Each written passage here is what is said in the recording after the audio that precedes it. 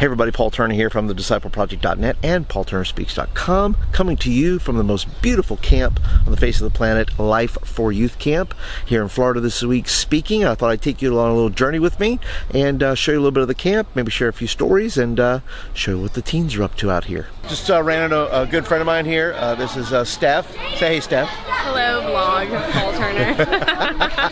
Hey, when did we first meet, Steph? 2011. 2011. That's a long. That's 8 years ago. Yeah. That's about right. Yeah. So I just want to tell you guys, always be faithful to your ministry, because you're going to see young people like this grow up. So when you're speaking at camp or speaking in youth group, they're going to grow up to be awesome people like this. So I'm walking around camp today, running into another camper right here. Tell everybody your name. Autumn. This is Autumn. I met Autumn at a retreat in January, and February. was it February? It was February this year. So tell everybody, how long have you been coming to camp here? This is my third year. Your third year. And did I see you? Did you raise your hand actually? Did you actually signed up for this week because I was going to be here? Yeah. You're pretty cool. So hey, just want to let you know, youth workers, there's awesome kids like this who actually want to hear you. I know you think there's people that don't want to hear you anymore. This kid right here, Autumn, she's awesome. She signed up for my week. How blessed am I? Hey, what's up everybody? Hey, listen, over here at the Gaga Pit, see what's going on over here, see if I can get to talk with a few students, see what's going on today.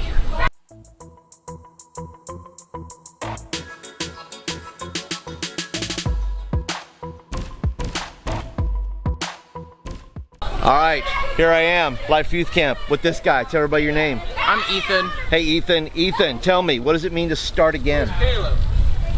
I don't.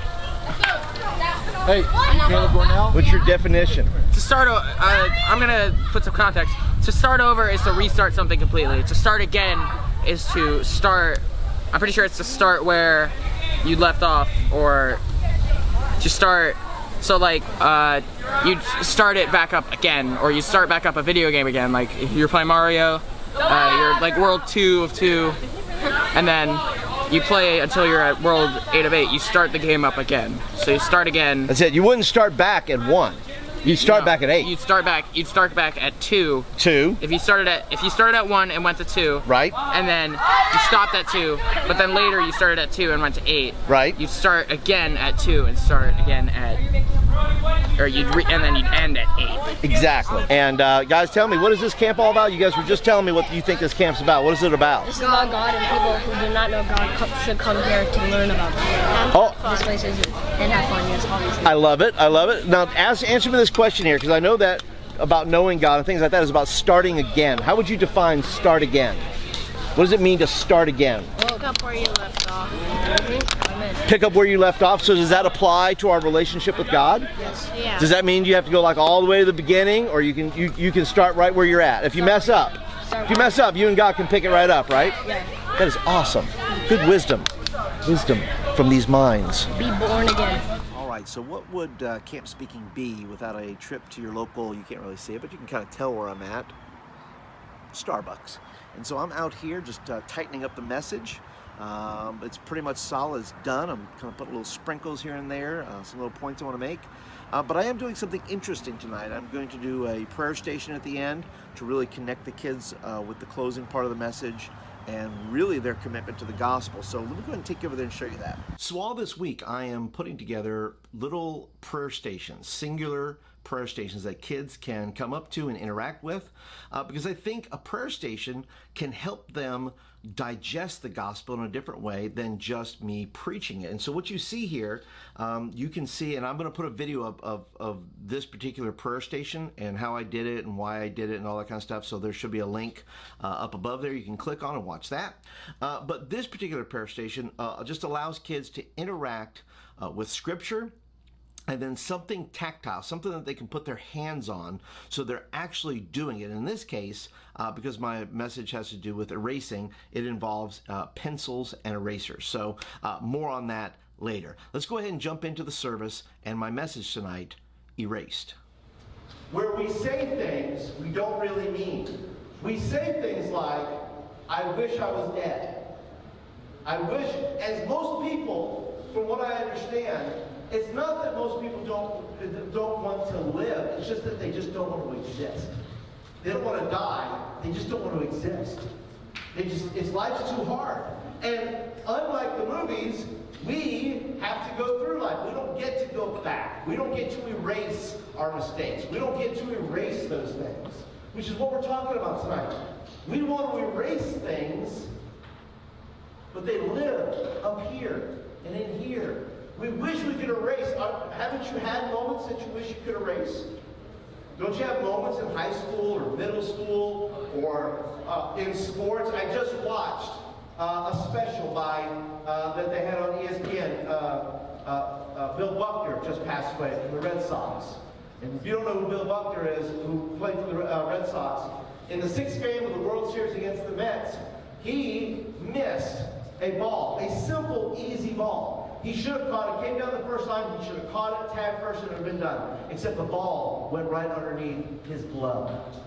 And people, listen to me, people hated him for decades, sent him hate mail, sent him death threats.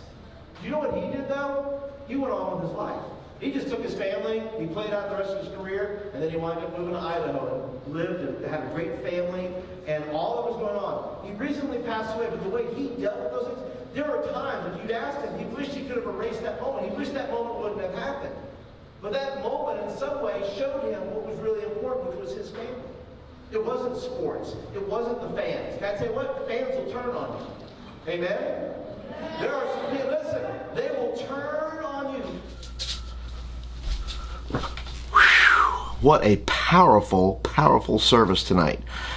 You could see when I was speaking with the kids that they were getting it. My message tonight was erased, and the prayer station had a lot to do with that because it talked about erasing your sins. And I mean, when you can see kids there was people who just sat there and erased and rewrote and erased, and it was just a powerful, powerful time. And I think as a speaker, my job isn't to be the loudest, but it is to provide kids with opportunities to meet Jesus. I don't think the loudest speaker wins. I think if speakers are thoughtful, I think if speakers care about students, I think that they create not just meetings, they create experiences where students can meet the Lord, and that's my goal. That's what I try to do when I come and speak at a camp or a retreat. I want to make an impact. I want to be able to do something that you would not get at your youth group, or you would not get maybe at your local church. Something that's going to be different that the Lord can use to make an impact on that kid's life. So, but that's it for today, guys. I appreciate you guys joining me here on my Florida trip, my flog, if you will. And if you are a brand new viewer today, thank you so much for checking it out. I thank you for joining me on the journey today. Please go ahead and hit the subscribe button. Be part of the community here, and you'll get videos like this in your inbox on a regular basis. And then if you're a regular, thank you so much for being a part here today. Be sure to hit that thumbs up button. Let me know you like the video and you want more of them. And I appreciate you guys. We'll see you guys on Tuesday. Talk to you later.